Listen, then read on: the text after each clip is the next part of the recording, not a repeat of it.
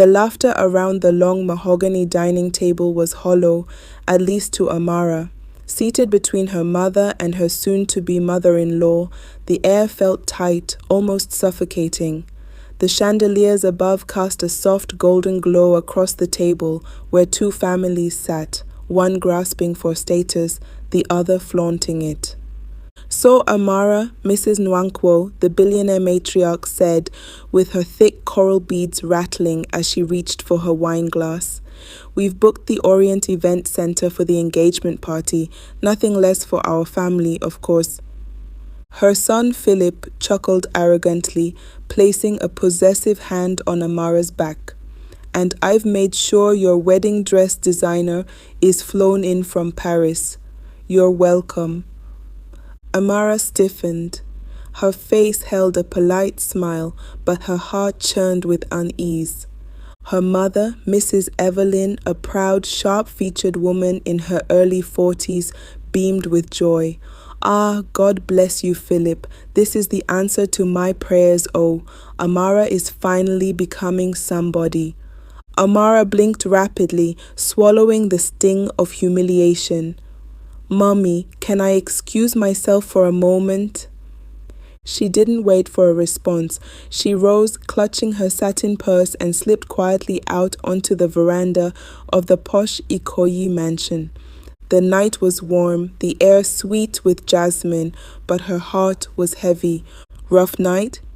She turned and saw a young man in a white shirt and black trousers carrying a tray. He looked around her age. His name tag read David. His eyes held something she hadn't seen in weeks, genuine kindness. "Something like that," she whispered. "You don't have to tell me," he said with a half smile. "I've served at enough rich dinners to know when someone's smiling only with their lips." Amara let out a small laugh. "You're observant. I like to pay attention to the people everyone else ignores," he said, adjusting the tray under his arm. "I'm David, by the way." "Amara. That's a pretty name for someone pretending to be okay."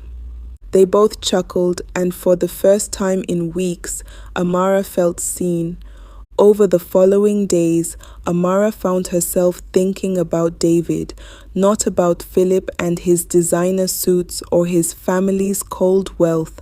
She remembered the sincerity in David's voice and how he didn't look at her like property being transferred in a transaction.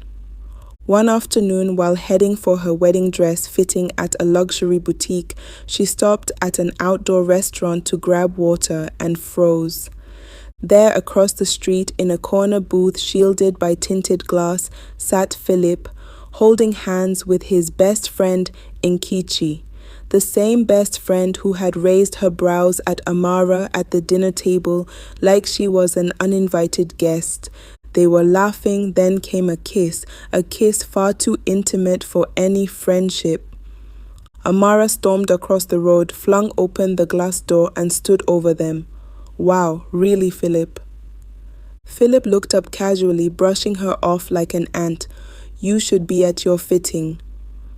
"And you should be faithful," she snapped. He leaned back smugly. "Let's not pretend, Amara. Your mother is practically begging my family for this wedding. You think you can back out now? Be realistic. You need us." Her voice trembled with anger. "I'd rather be alone than chained to someone like you." She walked out, heart pounding, hands shaking, but something inside her had shifted. She was done being a pawn in her mother's game. Back in her room that evening, Amara held the legal document in her hands. Her mother had made her sign it months ago, an agreement that she'd marry Philip if she wasn't engaged by the third Sunday of that month. That deadline was now 4 days away. She paced the room until her mind settled on one thought: David. They met that evening in a quiet cafe in Yaba. David was surprised when he saw her.